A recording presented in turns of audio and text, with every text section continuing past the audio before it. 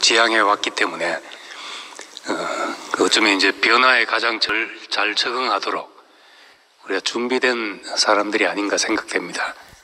그래서 한편으로는 참 이 어려운 시기가 빨리 지나가길 바라고, 또 그 일 때문에 건강이나 경제적으로 어려움 당하는 사람들 때문에 안타깝지만은 우리가 이런 변화에 어떤 변화에라도 적응해서 살 수 있도록 그렇게 마음과 생활이 준비되어 있다는 것은 너무나 이제 이번 기회를 통해서 다시 깊이 감사하는 마음이 들었습니다.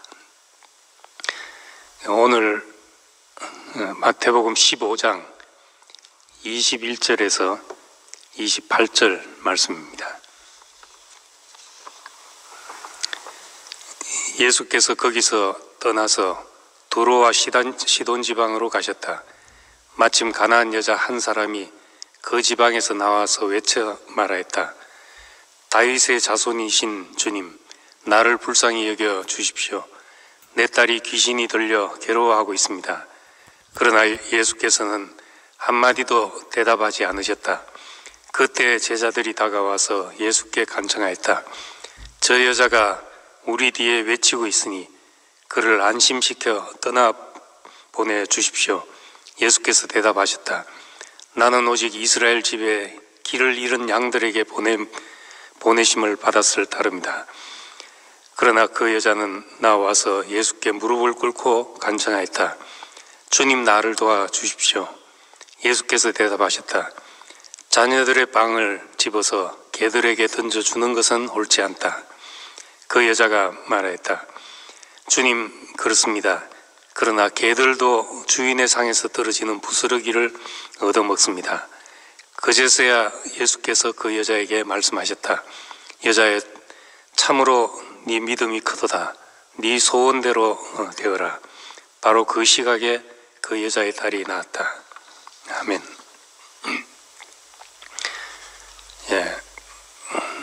예수님이 이제 사역을 하시면서 늘 주변에 끈질기게 시비하는 사람들도 있었고, 또 끈질기게 은혜를 구하는 사람도 있었습니다. 그 사람은 누구라도 어떤 사람도 모든 사람이 다 좋아한다 이럴 수는 없습니다. 어디 가든지 환영을 받는다 이럴 수는 없고, 어떤 사람에게는 양식이 되고 또 어떤 사람에게는 시비거리가 되고 그럴 수 있는 것을 봅니다. 예수님도 그러했으니까 우리도 당연하게 우리를 좋아하는 사람도 있지만은 반대하는 사람도 있다는 것을 우리는 당연하게 받아들여야 될 것입니다. 근데 이제 내가 거부되고 무시되고 할 때 어쩌면 이제 그 사람의 진면목이 드러난다고 볼 수가 있습니다. 처음 창세기 4장에서 가인은 자기의 제사가 연락되지 않았을 때 얼굴이 붉어지고 마음이 심히 상했습니다. 자존심이 상한 것이죠. 그 자기의 어떤 자존심을 지키려 하니까 미움이 생기고 분노가 나오고 살인이 행해졌고 이렇게 됐던 겁니다. 근데 이제 예수님은 그런 사람들이, 그런 상황이 예수님에게도 분명히 있었지만은 시비하고 또 예수님을 죽이려 하고 이런 사람들이 있었지만은 오히려 이제 그런 사람과 아울러 광야에서 보리떡이라도 먹어야 되는 사람들이 있었고, 또 예수가 아니면은 희망이 없는 사람들이 있었던 것입니다. 근데 예수님은 억지로 사람들을 설득하려 하지도 않고 부딪혀서 그 사람들을 깨뜨리려 하지도 않고 물이 흐르듯이 그분은 또 낮은 곳으로 유대인들의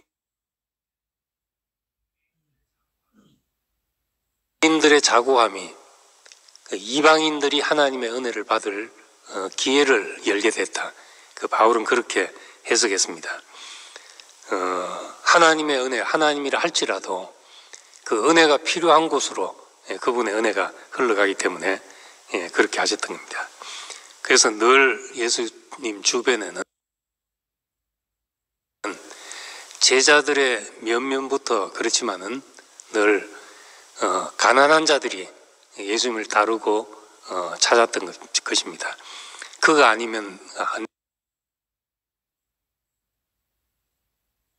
되는 사람들, 그가 없으면 인생에 답이 없는 사람들이 그 사람들에게 이르러서 예수님의 어떠하심이 깊이 드러나게 됐습니다. 그래서 우리는 이제 오늘날 시대에 꼭 가난해야만 그렇게 은혜를 받냐, 이런 생각을 해볼 수가 있습니다. 우리 교회에도 보면 이제 어떤 어려움을 당하고 정말 자기 환경에 문제로 둘러싸이고 이랬을 때 거기서 이제 깊은 가난한 마음이 생겨서 간정이 쏟아져 나오고 이런 걸 볼 때 다 그렇지가 또 않잖아요. 어떤 사람은 그냥 아무 문제 없이 사는데 아무 문제 없다고 그 가난함이 없고 그럼 이제 은혜를 받을 수 없냐, 이런 문제도 있습니다. 저도 이제 어릴 때부터 교회를 다니고 또 모태신앙으로 크고 또 특별히 어려움이 없이 이렇게 컸기 때문에 그 어려움이 없이 큰 사람이 이제 교회에서 보면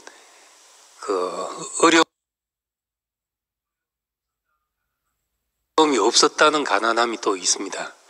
우리의 이제 2세들이 하는 말 중에 하나가 우리 가난함은 가난함이 없는 것이 가난함이다, 이렇게 이야기를 하는데, 이제 저도 그런 것이 있었습니다.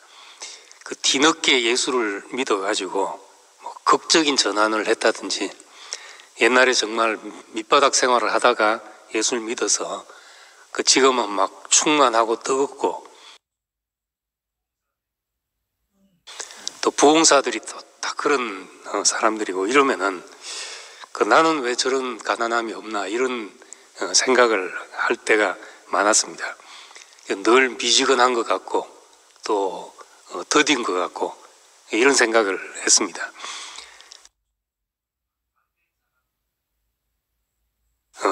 반대인 사람들은 또 그것을 부러워하지만은 서로 부러워하자면 이제 끝이 없지요.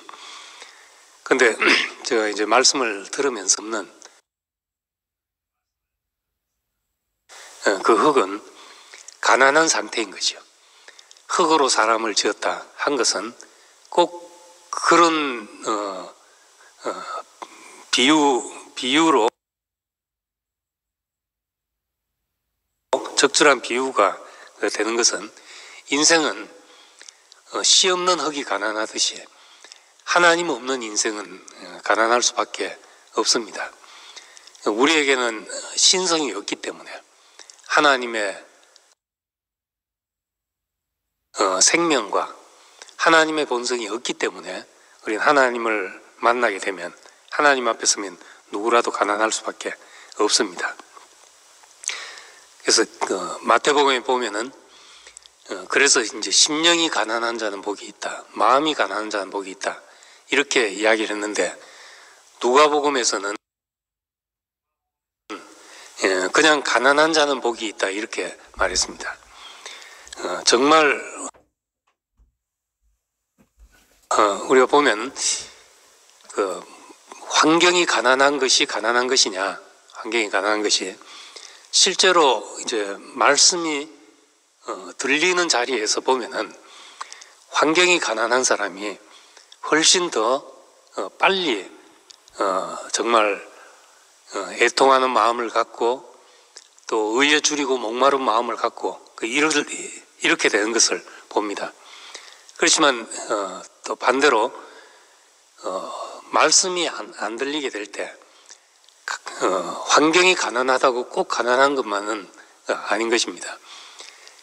환경이 어렵기 때문에 더 강팍해지는 사람도 세상에 많은 것입니다.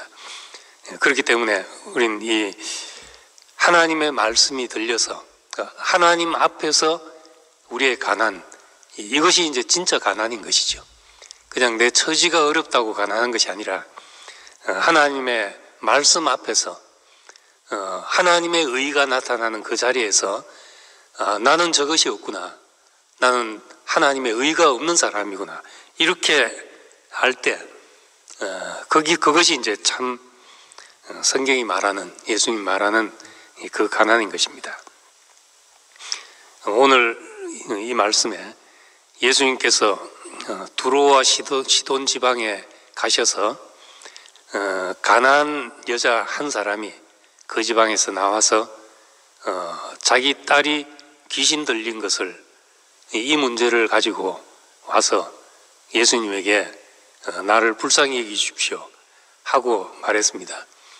그런데 예수님이 한마디도 대답지 않으시고 제자들이 그 예수님의 모습이 민망해서 예수님 좀 저 여자를 어떻게 해서 안심시켜서 보내십시오, 이렇게 제자들이 요청할 정도로 예수님은 외면하고 있습니다. 제자들이 그렇게 말하니까 예수님은 대답하기를 나는 오직 이스라엘 집의 길을 잃은 양들에게 보냄을 받았을 따름이다, 이렇게 말했습니다. 그러니까 이 가나안 여자는 무릎을 꿇고 간청하면서 주님 나를 도와주십시오 이렇게 매달렸습니다. 그런데도 불구하고 예수님은 자녀들의 빵을 집어서 개들에게 던져주는 것이 옳지 않다 하는 어떤 모욕감을 느끼는 그런 말을 하신 것입니다. 그런데 이 여자는 거기에도 굴하지 않고 그렇습니다. 그러나 개들도 주인의 상에서 떨어지는 부스러기는 얻어먹습니다, 그렇게 말했습니다. 개들도 주인의 상에 먹다 남은 것이라도 먹는데, 부스러기라도 먹는데 부스러기라도 주십시오 하는 이런 심정으로 매달렸는데, 그때 예수님께서 여자여 참으로 내 믿음이 크다, 내 소원대로 되어라 하고 그 시각에 그 여자의 딸이 나았다 한 것입니다. 예수님이 왜 이렇게 이 여자에게 이런 태도를 보이셨나 하는 것입니다.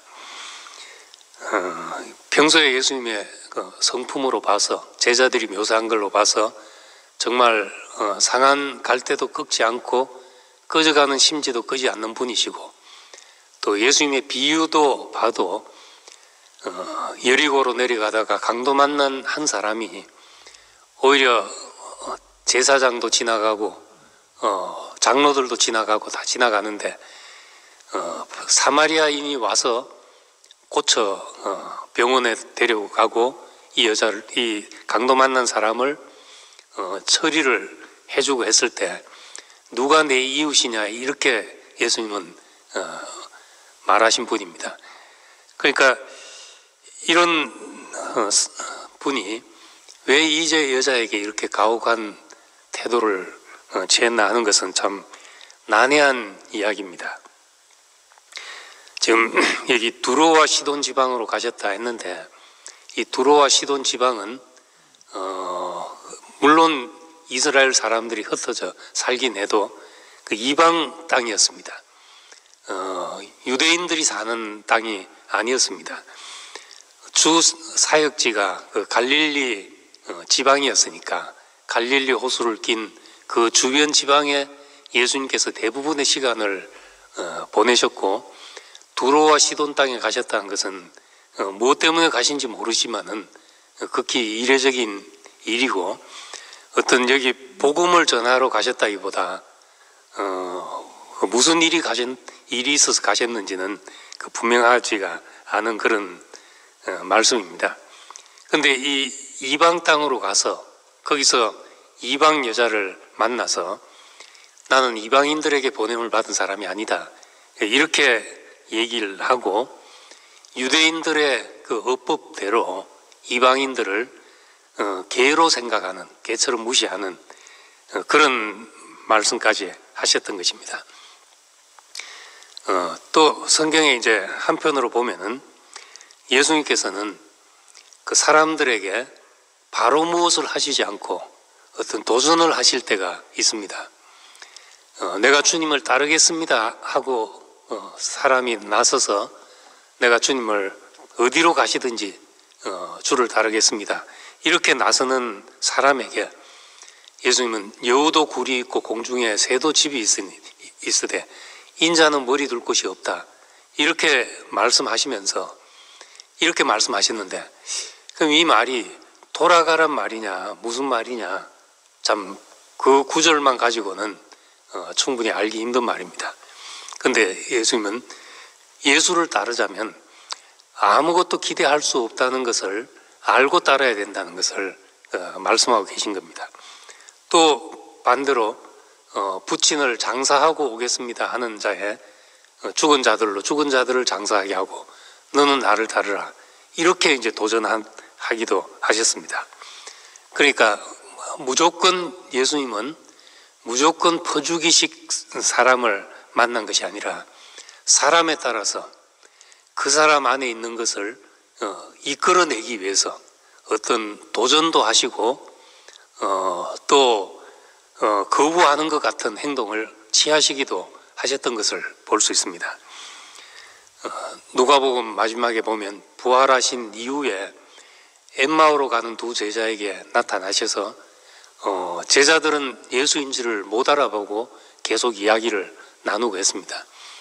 얘기를 나누고 그 예수 죽은 것에 대해서 예수님과 엠마오로 가는 두 제자가 얘기를 나누다가 가려는 마을에 도착했을 때 예수님께서는 더 지나가려 하는 것 같이 하셨다, 이렇게 말합니다. 근데 제자들이 강권해서 여기 우리와 함께 좀 머물러 주십시오, 강권하니까 머물렀다는 겁니다. 예수님이 제자들과 함께 하고 싶지 않았겠으며 뭐 더 지나가서 어디를 가시겠으며 모르는데 이렇게 강권하니까 또 머무시고, 이런 분으로 봐서 여기서도 예수님께서 하신 일이 왜 그렇게 했는가 우리가 정확하게 뭐 정답처럼 대답할 수 없지만은 결과적으로는 이 여자의 믿음이 드러나게 하신 것이다 하는 겁니다. 이 여자의 가난함이 예수님의 이런 말로 말미암아 드러나게 된 것입니다. 개들도 주인의 상에서 떨어지는 부스러기를 얻어먹습니다, 이 말까지 나오게 된 것입니다. 그냥 예수님께서 나를 불쌍히 여겨 주십시오 할 때 그냥 능력을 발휘해서 내 딸이 나았다 안심하고 돌아가라 했으면은 우리는 이제 이런 말까지는 보지 못했을 것입니다. 근데 여기서 정말 완전히 거부당하고 완전히 무시당하고 배척받고 멸시받는 이 자리에서 개들도 주인의 상에서 떨어지는 부스러기는 얻어먹습니다. 나를 불쌍히 여기 주십시오, 나를 도와주십시오, 이렇게 말하는 자 앞에서 예수님은 자기의 모든 것을 열어서 줄 수밖에 없었다는 것입니다. 그러니까 결과적으로 우린 예수라는 사람에 부딪히게 될 때 우리의 어떠함이 거기서 다 드러나게 되는 것입니다. 우리가 혼자 있을 때는 잘 모르죠. 근데 어떤 사람을 만나서 있다 보면은 내 성격도 다 드러나고 꼬라지도 드러나고 밑바닥도 드러날 때가 있고 이렇습니다. 근데 예수는 이상하게도 어떤 사람을 만나도 드러나지 않는 그런 것까지 예수를 만났을 때 드러났다는 겁니다. 경건한 유대인들, 바리새인들처럼 정말 하나님의 말씀을 철저히 지키려고 하고 금식하고 때로는 죄를 뒤집어 쓰고 하나님 앞에 애통하고 이런 모습을 볼 때 누가 그 사람들을 정죄할 수 있겠냐는 거죠. 누가 그 사람들을 잘못됐다 할 수 있겠냐는 겁니다. 그런데 예수가 볼 때는 그 사람이 다 외식이었다는 겁니다. 회칠한 무덤이었다는 거죠. 생명과 그 사람의 행위가 다르다는 것이 생명을 가진 분 앞에서만 그것이 보여지게 된 것입니다.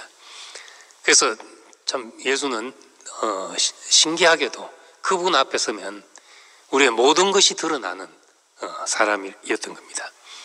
베드로 같은 사람도 예수를 안 만났다면 얼마나 지조 있고 의리 있고 충성스럽고 열정적이고 그런 사람이었겠습니까? 그런데 예수를 만나고 나니까, 십자가로 가는 예수를 만나고 나니까 아무것도 모르는 사람으로, 내가 정말 모른다, 저 사람을 모른다, 저주하고 맹세하고 말하기를 난 저 사람을 모른다, 이렇게 할 수밖에 없는 사람이었던 겁니다. 이 베드로가 어떤 사람인지 예수 앞에서만 드러나게 됐던 거죠. 그러니까 우리의 어떤 그런 면도 마찬가지지만은 우리의 깊은 가난함이 예수 앞에서 드러나게 됐다는 겁니다. 하나님의 말씀 앞에 서게 되면, 하나님의 임재 앞에 우리가 서게 되면은 그 인생은 얼마나 우리는 가난한지, 얼마나 아무것도 모르고 아무것도 아니고 아무것도 할 수 없는 자인지가 오직 예수 앞에서 드러나게 되고 십자가 앞에서 그것이 우리는 드러나게 된다는 겁니다. 그래서 나는 내 인생에 왜 이런 일이 생기고 왜 나는 무시받아야 되고 왜 나는 사람들하고 관계에서 자꾸 이런 부딪힘이 생기는가. 우리가 다 모르지만 결과적으로 오히려 이런 걸 통해서 우리가 누구인지가 먼저 드러나게 된다는 겁니다. 그리고 이 여자는 예수님과의 이 얘기들을 통해서 정말 그의 깊은 가난이 드러나게 됐습니다. 깊은 믿음이 드러나게 됐습니다. 개들도 주인의 상에서 떨어지는 부스러기는 얻어먹습니다. 이런 마음이 나오게 됐던 겁니다. 그런데 이 일을 통해서 이것이 오늘날 우리에게 얼마나 귀한 양식이 되냐 하는 것입니다.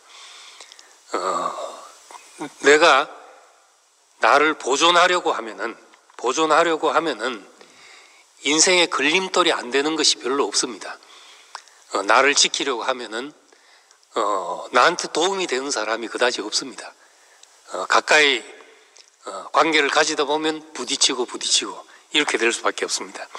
그런데 내가 누구에겐가 양식이 되려고 그렇게 우리 인생의 목표가 정해지고 나는 누구에겐가 양식이 되기 위하여 내가 있다, 이렇게 이제 나를 생각하게 된다면은 우리 인생에 일어난 모든 일이 양식이 되기 위해서 이렇게 있었던 것이구나 하고 해석될 수가 있습니다.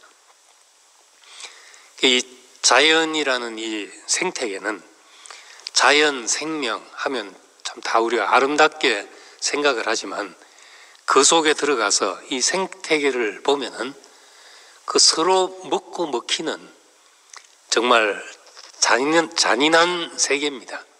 그 동물의 왕국 보면은 매일 굶주린 짐승들이 누군가를 잡아먹어야 되는 거죠. 생태계가 그렇다는 겁니다.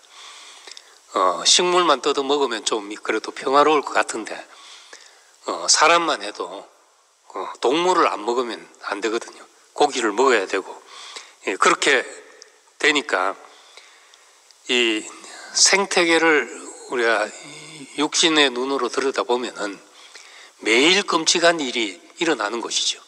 먹고 먹히는 이 일이. 그래서 정말 이 이런 생태계를 만든 조물주는 과연 그분이 선한 신이겠는가? 이런 세상을 만든 그런 신이 있다면 과연 그 신을 우리가 선하다고 의지하고 믿고 따르고 할 수 있겠냐? 이런 의문이 종교사에는 늘 제시되었던 겁니다. 그런데 우리가 예수님 안에서 그 인격으로 모든 것이 해석되게 될 때 먹고 먹힌다는 것이 얼마나 아름다운 것이고 얼마나 귀한 양식이 되는가 하는 것을 새롭게 발견하게 됩니다. 요한계시록 3장 20절에 보면은 예수님이 누구든지 마음문을 열면 내가 그에게로 들어가서 나는 그로 더불어 먹고 그는 나로 더불어 먹으리라 그렇게 말했습니다. 나는 그로 더불어 먹고 그는 나로 더불어 먹으리라. 요한복음 6장에서 나를 먹으라 했을 때 사람들은 도무지 그 말을 소화할 수가 없었습니다. 그런데 우리가 이 먹는다는 말, 이 나는 그로 더불어 먹고 그는 나로 더불어 먹으리라. 이 인격이, 아름다운 인격이 내 속에 들어와서 나한테 양식이 된다. 우리가 그런 사람이 된다는 것은 놀라운 축복인 것입니다. 내가 어디를 가더라도 누구에게라도 양식이 되는 그런 사람으로 살 수 있다면은 그만큼 더 귀한 축복이 없는 것입니다. 근데 이제 그렇게 되자면, 양식이 되자면 그냥 되는 것이 아니라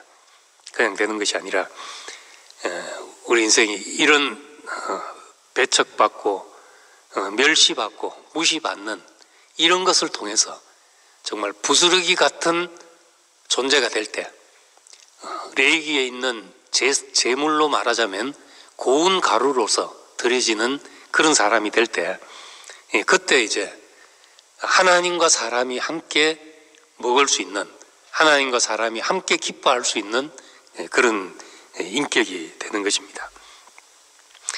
우리 이제 성찬식을 교회들마다 하는데 우리는 특별히 그런 것을 따로 하지 않았습니다.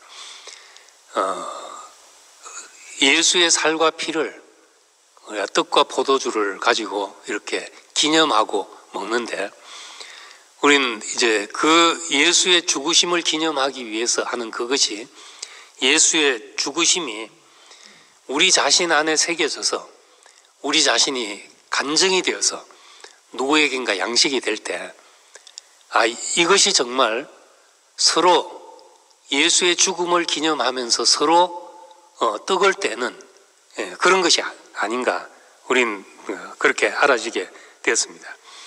그래서 우린 서로가 양식이 되면서 나는 그로 더불어 먹고 그는 나로 더불어 먹으리라 하는 이 인격의 세계, 인격의 양식이 되는 그런 세계로 오게 됐습니다. 인격이 양식이 되는 세계가 되자면은 우리는 여기 있는 말씀처럼 그 부스러기 같은 존재가 돼야지, 그런 사람이라야지 누구에겐가 더 쉽게 양식이 되고 더 먹기 좋은 양식이 될 수 있다는 겁니다. 예수님께서 이렇게 이제 말씀하신 것을 우리가 이제 뒤집어서 보게 되면 이 여자를 통해서 개들도 주인의 상에서 떨어지는 부스러기를 얻어 먹습니다. 이런 말이 나왔을 때 예수님은 거기서 그 말을 듣고 그 흡족한 마음으로 이 여자를 축복하게 되었습니다. 왜 그런가 하면 예수님 자신이 지금 하나님의 나라, 이스라엘이란 것이 원래 예수님께서 따로 하나님의 나라라는 것을 주창하지 않았다 하더라도 이스라엘이 바로 하나님의 나라였습니다. 여호와의 나라였습니다. 여호와의 백성이고 이스라엘이라는 나라는 하나님이 통치하시는 나라로 그렇게 여겨졌던 것입니다. 그래서 예수님께서 하나님의 나라를 선포하고 왔을 때는 오늘 여기 말씀하신 것처럼 이스라엘을 회복하는 것이, 하나님의 백성들을 불러 모아서 거기서 참 이스라엘을 회복하는 것이 예수님의 목적이었기 때문에 먼저는 유대인에게 다가가셨던 것이죠. 그런데 유대인들이 배척하고 가는 곳마다 죽이려고 모의하는 것도 있었고, 왜 안식일을 범합니까? 또 왜 손을 안 씻고 먹습니까? 이러면서 유대인들의 전통에서는 무시되는 사람으로 여겼던 것입니다. 그래서 점점 예수님 자신은 유대인들에게로 가려고 했던 그분에게서는 상에서 떨어지는 부스러기 같은 존재가 되어서 가셨던 것입니다. 그러니까 정말 이 여자는 어떻게 그런 말이 나왔는지 모르지만은 이 말이 나오고 보니까 정말 예수를 먹을 수 있는 사람이 된 것입니다.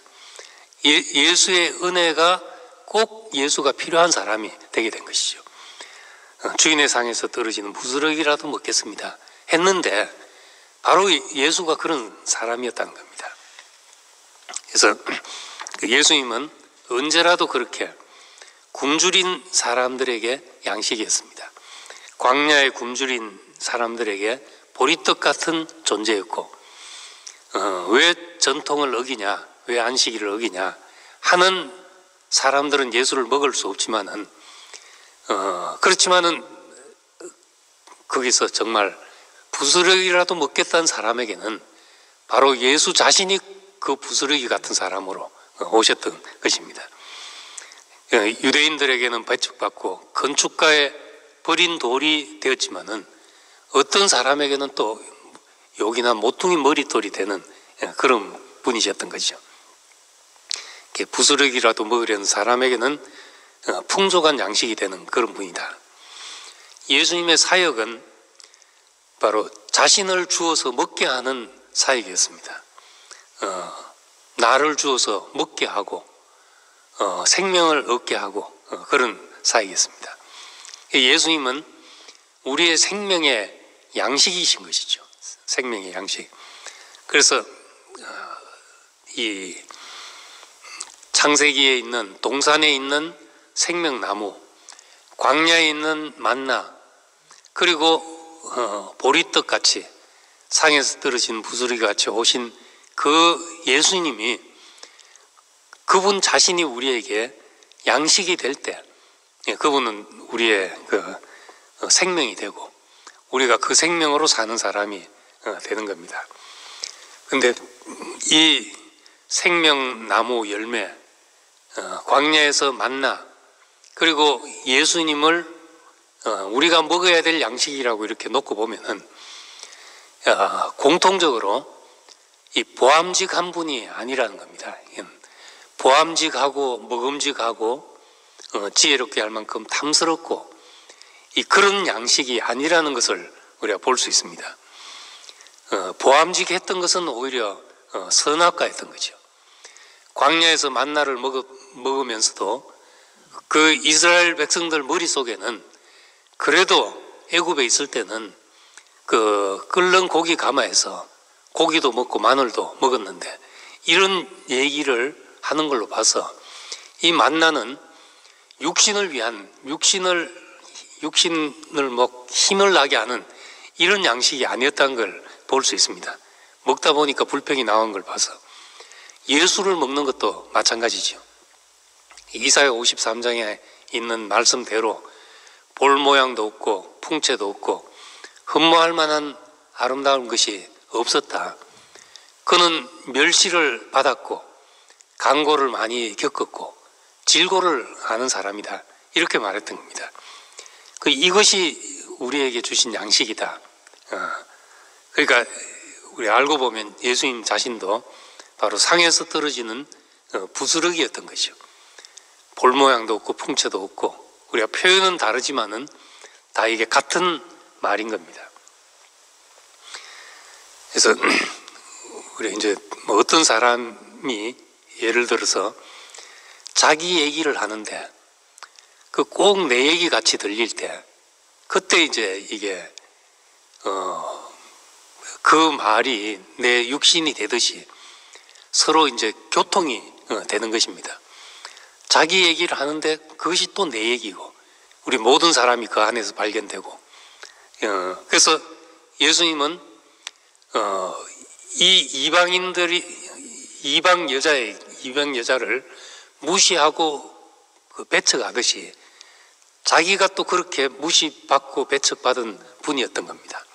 그런데 이 무시받은 이방 여자에게서 부스러기라도 먹겠습니다 하는 그 말이 나왔을 때 역으로 예수 자신도 그래 나도 부스러기였다. 우리 성경에 안 나오지만은 그런 마음이 아니었겠냐는 거죠. 나를 먹겠다는 그 마음, 예수에게 와서 뭔가 거창한 걸 기대하고 뭐 대단한 것을 원하고 이랬다면은 예수님은 그 자신을 먹는 거와는 거리가 있다는 것을 봤을 것입니다. 그런데 부스러기라도 먹겠다 하니까 이게 바로 나를 먹을 수 있는 사람이구나, 이렇게 아셨다고 우리가 생각할 수 있습니다. 그래서 이 소재로 드려지는 그 곡식이 고운 가루가 되고 화덕에 구워지고 철판에 구워지듯이 예수님도 우리의 양식이 되기 위해서 배척받고 무시받고 그렇게 해서 십자가로 가신 것입니다. 십자가에서 정말 아무것도 아닌 사람, 우리는 그래서 어떤 위대한 예수를 놀라운 일을 행하다가 어떤 하나님의 시나리오에 의해서 죽고 다시 부활하셔가지고 구름 타고 올라가신 이 위대한 예수를 우리가 양식으로 먹는 것이 아니라 십자가에서 모든 사람에게 실어버려진 이 예수, 우리는 그분을 우리 양식으로 삼고 그분을 따르고 그분을 내 생명으로 여기고 사는 것입니다. 바로 십자가에 못 박힌 그 예수가 우리 운명이구나, 저것이 내 인생의 진실이구나, 하나님 앞에 있는 사람, 하나님이 창조한 그 사람이구나, 우리가 그렇게 아는 것입니다. 그래서 예수님도 빈들로 밀려나고 그래서 보리떡 같은 떡이 되었고 이방 땅 가나안 여자 앞에서는 부스러기 같은 존재가 되었고 마침내 이제 영문 밖으로 밀려나서 십자가에 달려서 그 십자가에 못 박힌 예수, 아무것도 할 수 없는 하나님 어째서 나를 버리십니까 했던 이 사람 안에서 인생의 진실이 드러나서 그 사람 안에서 우리가 다 연합되고 한 생명이 될 수 있는 그런 길을 가셨던 것입니다. 그래서 고린도후서 8장 9절에 있는 말씀처럼 부요하신 이로서 너희를 위하여 가난케 되심은 그의 가난함으로 말미암아 너희를 부요하게 하려 하십니다. 우리를 부요한 자가 되게 하기 위해서 그분은 가난한 자가 되셨다는 겁니다. 그 십자가가 바로 그분의 가난함이 드러나는 자리지요. 가난함이. 그래서 누구나 먹을 수 있는 양식이 되셨고 우리는 아무것도 아니고 아무것도 할 수 없는 그 가난한 분 안에서, 그분 안에서 우리는 다 나와 다르지 않은 저것이 내 생명이구나, 내 운명이구나, 하나님 앞에서 내 진실이구나, 이렇게 이제 고백하게 되는 것입니다. 우리가 구원받은 자리를 생각하면은 이스라엘 백성들이 그들이 늘 고백하듯이 너희는 애굽 땅 종되었던 자리에서 불러냄을 받았다. 이것이 이제 첫 자리지요. 첫 자리. 애굽 땅 종되었던 자리에서 불러냈다. 너희는 강한 민족이고 잘난 민족이라서 내가 택한 것이 아니다. 너희는 모든 민족 중에 가장 수요가 적기 때문이다. 그렇기 때문에 전능자가 아니면 안 되는 백성이었던 겁니다. 마찬가지로 우리는 절대적인 하나님의 구원이 아니면 안 되는 사람으로서 그것도 이스라엘 원가지에 접붙임을 받은 사람이죠. 겨우 접붙임을 받아서 구원받은 사람이다. 이게 우리도 이제 달리 표현하면은 주인의 상에서 떨어지는 부스러기라도 먹고 구원받은 사람이란 겁니다. 바울이 점잖게 표현해서 이제 원가지에 감람나무에 접붙임을 받아서 우리 이방인도 살게 됐다. 유대인 가지의 일부가 자고함을 인해서 가지가 잘려나갔다. 그 잘려나갔기 때문에 우리가 접붙임을 받았다. 그런데 접붙임을 받은 가지가 어째서 또 자고할 수 있냐? 너희 유대인들은 어리석게도 예수를 몰라봤고 우린 알아봤다. 이렇게 자고할 수가 있냐 하는 겁니다. 이것이 우리의 첫 자리죠. 우리 자매가 캐나다 있을 때 그 변호사 사무실에서 한 5년 일을 했는데 그 변호사 사무실에 있으면 그 변호사들의 태반이 유대인들입니다. 그 유대인들이고 이제 뭐 한국 변호사 사무실에서 일을 했으니까 다른 변호사들이 이제 오가면서 이렇게 대면하고 보게 되는데 한 번은 이제 그 책상에 성경책을 펴놓고 이래 번역한다고 성경책을 펴놓고 보고 있으니까 유대인 변호사가 보면서 성경책을 보는 것을 보면서 피식 웃고 지나가더래요. 한번 아주 기분 나쁜 웃음을 웃고 그렇게 지나가더라는데 유대인들이 보면은 그 기독교라는 것은 어찌 보면 자기들 볼 때는 우스운 거죠. 자기들의 역사를 가가지고 자기들 안에 그 이단으로 처형됐던 그 한 사람을 추종해서 어쩌다 보니까 세계 종교가 되어서 이렇게 됐다. 그 뿌리는 자기들이다. 이런 생각을 하고 보면은 피식 웃고 지나가는 그런 수준인 거예요. 제가 그 얘기를 듣고 한번 정신이 번쩍 들더라고요. 아, 우리가 이렇게 정말 그 객관적인 눈으로 보면은 유대인들이 웃고 지나가는 것을 붙들고 있는 사람들이구나. 그런데 이 안에 있는 보화를 발견했으니까 정말 은혜고 놀라운 것인데 결코 세상에 나가서 우리는 자고해질 수 없는 그런 자리에 있구나. 이 은혜 안에서만 우리는 참 보화라는 것을 고백하고 놀라운 은혜라는 걸 고백하고 이렇게 살고 있는 것입니다. 우리가 구원받은 그런 자니까 아무 자격 없는 사람으로서 접붙임 받은 것이죠. 아브라함을 부르실 때도 보면은 히브리서 11장에 그렇게 말했습니다. 죽은 자와 같은 한 사람으로 말미암아 번성케 하였다. 아브라함을 두고 말하면서 없는 것을 있는 것 같이 부르신 하나님이다. 죽은 자와 같은 한 사람으로 말미암아 번성케 하신 분이다. 이게 다 우리가 부름받은 자리라는 겁니다.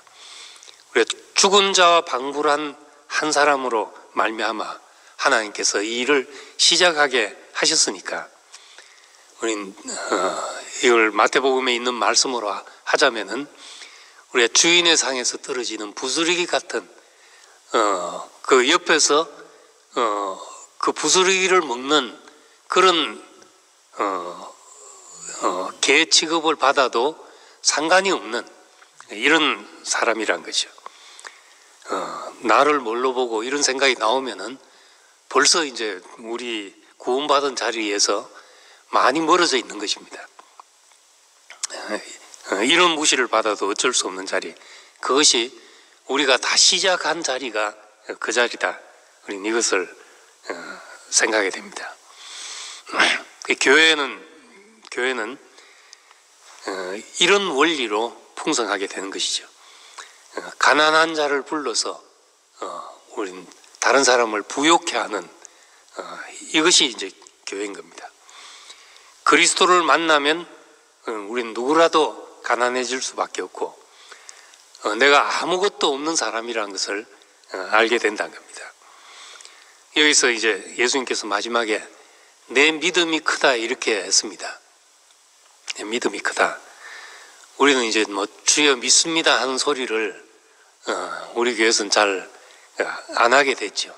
왜냐하면 믿음이라는 것이 우리는 신념이 아니고 신뢰라고 생각하기 때문에 그렇습니다. 신념은 나한테 달린 거죠.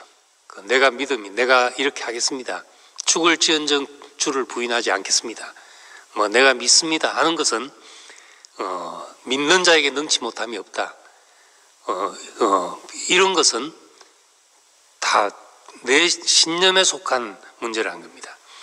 그런데 성경에서 말하는 믿음은 우리가 그 확신이 커서 생기는 것이 아니라 우리에게 믿음 주는 분이 있기 때문에 생기는 겁니다.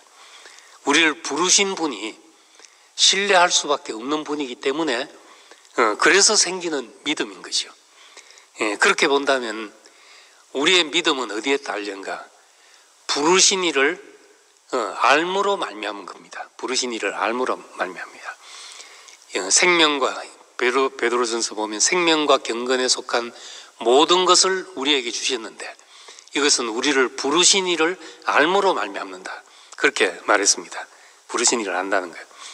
우리는 그리스도를 알수록 가난해지고 그리스도를 아는 것이 영생인 겁니다. 믿는다는 것은 그리스도를 아는 것과 같은 것입니다. 이 성경의 이제 표현은 여럿인데 예를 들어서 요한복음 1장 12절에 영접하는 자 곧 그 이름을 믿는 자들에게는 하나님의 자녀가 되는 권세를 주셨다. 영접하는 자 곧 그 이름을 믿는 자 이렇게 말하는데 이거는 반복이죠. 같은 뜻을 반복하는 겁니다. 내가 너에게 이른 말이 영이요 생명이다 이렇게 말할 때 두 가지를 따로 말하는 것이 아니라 영이 곧 생명이다 이 말입니다. 믿는다 하는 것이 바로 영접하는 것, 받아들인다는 겁니다. 영접하는 것, 어떻게 영접하느냐? 그건 요한복음 6장에 가보면 먹는 것이잖아요. 믿는다, 영접한다, 먹는다, 예수 그리스도를 안다. 이것이 다 사실은 이제 같은 의미의 말인 겁니다. 다 따로따로 있는 말이 아니라 실상을 알면 같은 것이죠. 그러니까 믿음 좋다, 믿음 좋다. 이것은 내 믿음이 참으로 크다, 내 믿음이 귀하다. 이거는 우리 신념이 크다는 말이 아니라 나를 아는구나 그 말입니다.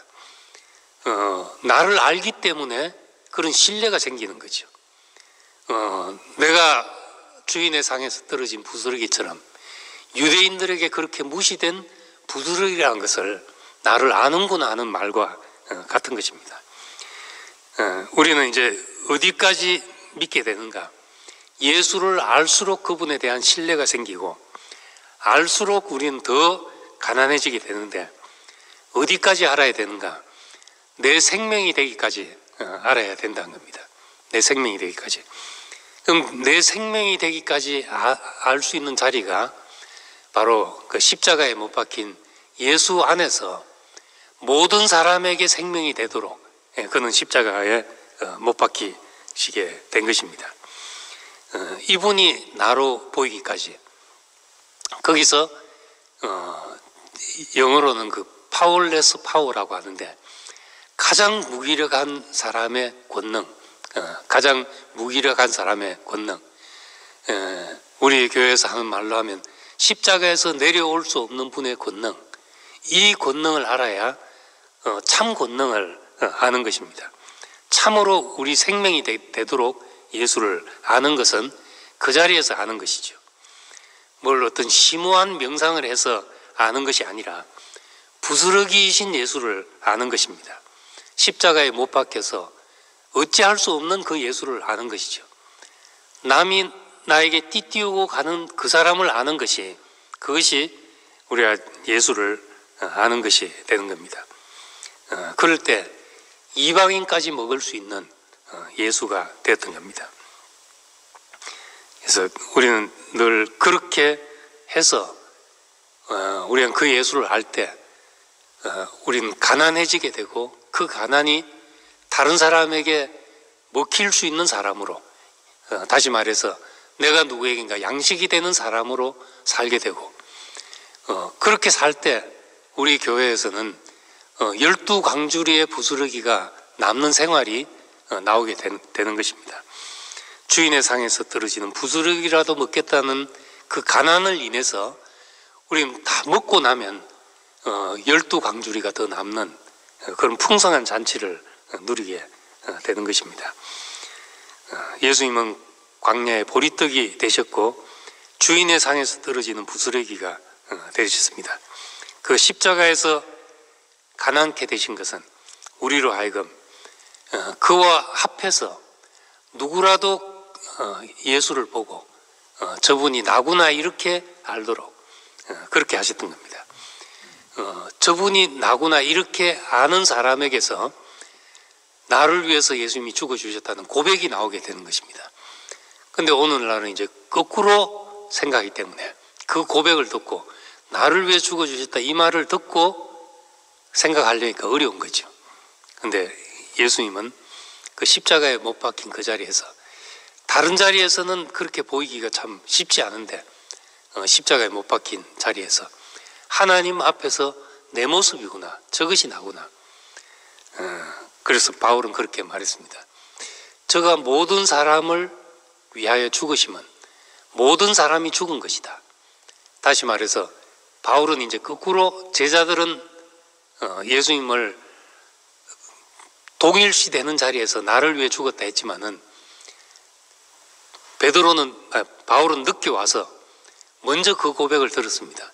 예수님이 십자가에 죽었는데 나를 위해서 죽었다는, 우리를 위해 죽었다는 말을 들은 것이죠. 교회를 통해서. 그래서 생각해 보니까 나를 위해서 죽었다 하는 것은 내가 죽은 것이구나. 그래서 바울은 내가 그리스도와 함께 십자가에 못 박혀 죽었다, 내가 죽었다는 것을 선포하고 다니게 된 것입니다. 우리는 예수와 함께 죽은 사람이죠. 그 십자가에서만 우리는 그분과 우리가 영원히 하나가 되어서 함께 죽고 함께 다시 사는 삶이 가능하게 되는 것입니다. 여기서 우리의 부활의 잔치가 벌어지고 보리떡이지만 풍성히 먹고 부스러기를 먹지만 12광주리를 거두는 그런 교회 생활이 되는 것입니다. 우리를 예수 안에서 가난케 하셔서 그 가난한 자리에서 예수와 연합되도록 부르신 것을 감사드립니다. 기도하겠습니다. 아버지 하나님, 우리를 참으로 가난한 자로 지으셔서 하나님 앞에 누구라도 심령이 가난한 사람으로 살 수밖에 없도록 그렇게 지으신 것을 감사드립니다. 우리의 특별한 사정 때문에 가난한 것이 아니라 우리의 가난함을 몰랐기 때문에, 우리의 첫자리를 망각했기 때문에 환경을 통해서라도 그것을 깨닫게 하시지만은 우리 하나님의 말씀 앞으로 돌아올 때 누구라도 가난한 사람이라는 것을 알게 하신 것을 감사드립니다. 예수님이 상에서 떨어지는 부스러기 같은 그런 분이셨고 우리도 그거라도 먹고 살아야 되는 그런 가난한 존재였습니다. 이 사실을 알게 하시고 우리가 예수로 더불어 먹고 그로 더불어 먹고 그는 나로 더불어 먹는 이 풍성한 잔치가 이 가난함에서 누려지게 되기를 원합니다. 우리의 이 여자의 자리가 우리가 이방인으로 부름을 받아서 접붙임 받은 그 첫 자리라는 것을 기억하게 하시고 우리도 언제라도 주인의 상에서 떨어지는 부스러기라도 먹을 수밖에 없는, 그거라도 먹기를 원하는 사람으로, 그 마음으로 살기를 원합니다. 예수님 이름으로 기도드립니다. 아멘.